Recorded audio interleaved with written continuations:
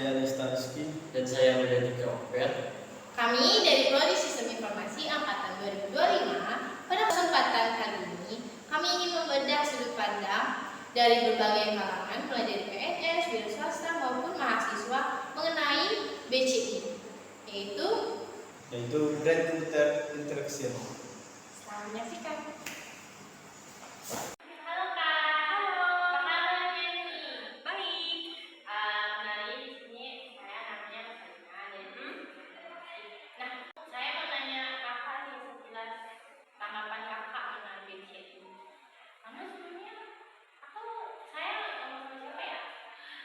Baik, perkenalkan nama saya Lolisa Mintarsi. Saya dari Prodi Pendidikan Jasmani Kesehatan dan Rekreasi Angkatan 2023.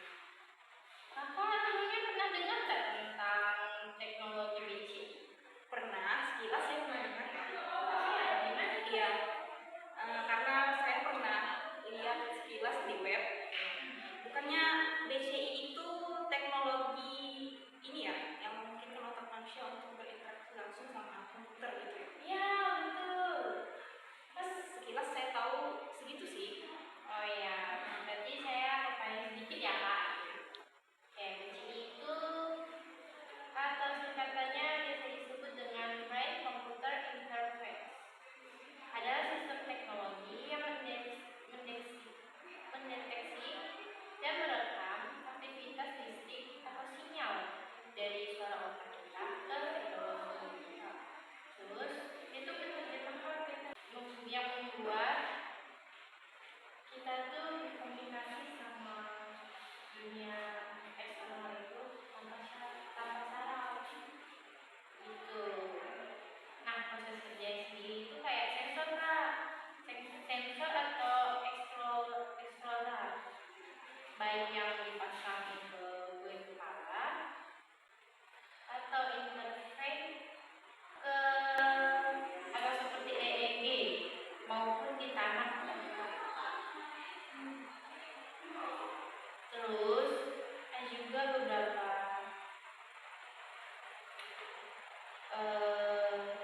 kerjanya kayak external fitur dan klarifikasi itu tentang algoritma komputer. Sekarang banyak dibantu kecerdasan buatan menganalisis pola sinyal otak dan menerjemahkannya menjadi tindak spesifik. Ya, apa Sedikit ya.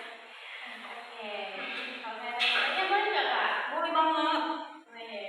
Menurut Kakak, apa sih manfaat terbesar manusia jika bisa mengendalikan komputer dan elektronik?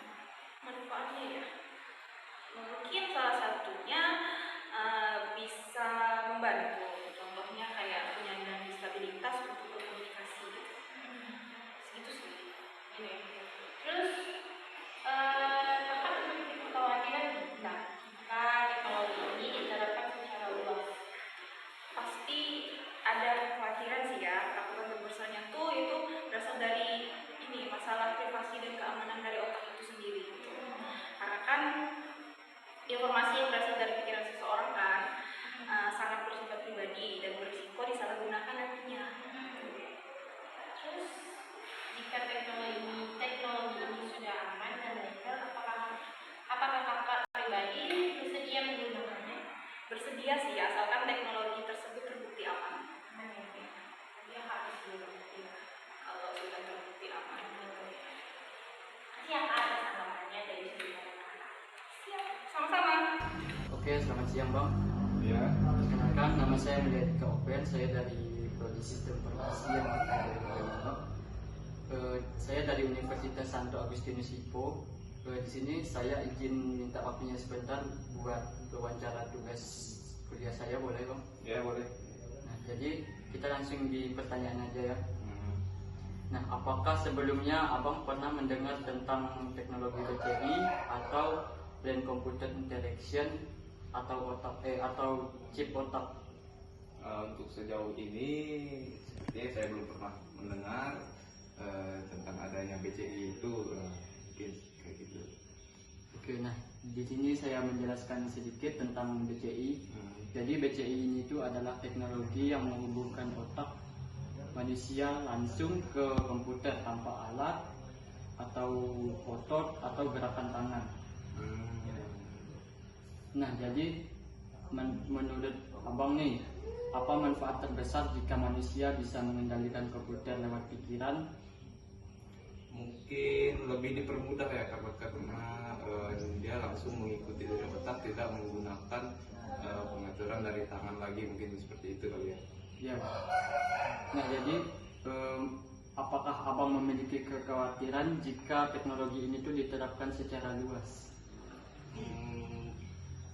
Kalau secara luas mungkin ya, karena apa namanya, kayak kita tuh jadi data-data diri kita mungkin ya yang terbongkar melalui karena itu, mungkin kayak gitu sih kali. Oke, Bang. Nah, jika teknologi ini tuh sudah aman dan legal, apakah pribadi abang nih bersedia untuk menggunakannya? Ya boleh, karena ini kan sesuatu hal yang dapat mempermudah kita lagi, mungkin jadi kita mengerjakan hal-hal sesuatu yang berkaitan dengan komputer untuk lebih gampang lagi gitu. Hanya ini aja, Bang. Oke, terima kasih, maaf mengganggu waktunya. Oke. Jadi Kak, kami boleh wawancara? Boleh. Wawancara terkait BCI. Kakak tahu nggak itu? BCI apa tuh? BCI adalah sistem teknologi yang mendeteksi atau merekam aktivitas listrik atau sinyal dari saraf otak kita. Oh iya. Itu kayak chip ya? Iya, dia kayak chip tanam di dalam otak. Oh. Lebih simpelnya adalah teknologi yang menghubungkan otak manusia langsung ke dalam komputer atau alat tanpa lewat otot atau gerakan tangan. Seperti kita ada chip nih yang kita kan, Iya. kita tidak perlu gerakan tangan dengan pikiran kita. Oh. Berarti dia nanti kalau misalnya ada di otak tuh, tadi kan nggak perlu gerakin tangan. Iya. Jadi gimana? Tangannya langsung aja gerak-gerak atau gimana tuh? Iya, kita bisa menggerakkan tangan kita kan tanpa harus kita memegang sesuatu.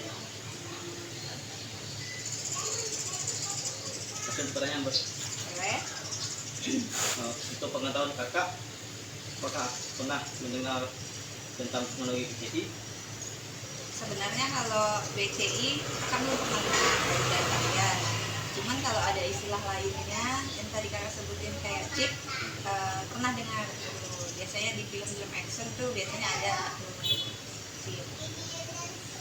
Untuk kekhawatiran, apakah kakak pernah memiliki kekhawatiran jika teknologi ini diterapkan secara luas atau Kalau khawatir sih karena awam ya, jadi belum tahu juga gimana sistemnya kalau misalnya memang diterapin di kita. Itu tuh sebenarnya ada kelebihan sama kekurangannya sih. Kalau khawatir mungkin belum lah, masih di tahap itu belum.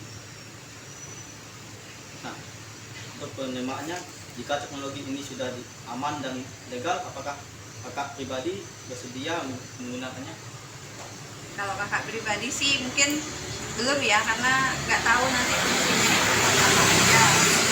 Cuman kalau misalnya fungsinya lebih buat membangun intelijen ataupun pengetahuan lebih baik lagi sih, nggak apa-apa ya. Cuman kalau dipasang itu kan dipasang di otak ataupun di tubuh lainnya.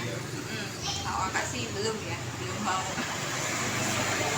Oke kak, terima kasih wawancaranya. Udah? Oke. Kak, selamat pagi. Pagi. Oke, di sini kenalkan nama saya Freddy Ofer, saya dari Divisi Transportasi angkatan 2025. Di sini saya ingin mewawancarai kakak, boleh kak? Boleh. Di sini sebelumnya kakak boleh perkenalan dulu. Baik, perkenalkan nama saya Yandri, saya dari Prodi PJKR angkatan 2005. Oke kak, boleh saya langsung ke sesi pertanyaan? Boleh. Di sini saya ingin bertanya, apakah kakak pernah mendengar tentang teknologi BCI? Saya mau sekilas tentang BCI, yaitu bukannya teknologi ini mungkin kalau otak manusia siap berinteraksi langsung dengan komputer. Oke, lanjut ke pertanyaan keduanya.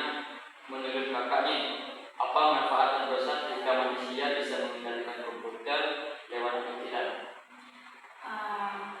Manfaat terbesarnya yaitu membantu menyandang stabilitas untuk berkomunikasi dengan pengendali perangkat yang lebih mudah.